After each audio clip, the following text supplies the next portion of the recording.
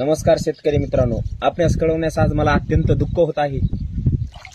जे 1 जुलैपासून आपण लागवड केलेली ही मी केळी पिकाची हिची प्रत्येक अपडेट मी तुमच्यापर्यंत पोहोचत होतो आणि पोहोचत राहील की तुमच्यापर्यंत मी या केळी पिकाविषयीची, कारण हा नवीन प्रयोग केलेला आहे मी यंदा यावर्षी आणि कधीच 30 ते 35 वर्ष म्हणजे न भूतो न भविष्यती या ठिकाणी यावर्षी पाणी आलेलं आहे आणि माझं जे केळीचं 2000 रोप आहे आज पूर्णपणे पाण्यामध्ये गेलेलं आहे। मित्रांनो, हे आमच्या शेतकऱ्यावर अतिशय दुर्दैवी संकट आलेलं आहे। वरून निसर्ग राजाही आमच्याशी काय आमचं सूडभान घेतोय आणि काय आमची परीक्षा घेतोय शेतकऱ्याची, हे निसर्ग राजाच सांगू शकेल आम्हाला।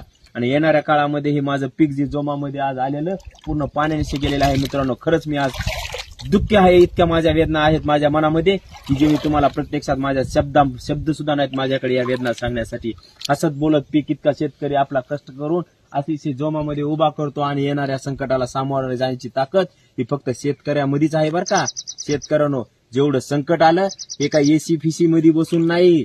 सरकार ध्यानात शेतकरी वाघाचं काळीज लागतंय। एवढं मोठं पीक आपण लाखो रुपये खर्च करून आज पाण्यामध्ये गेलं आणि डोळ्या देखता बघतोय, त्याला फक्त शेतकऱ्याच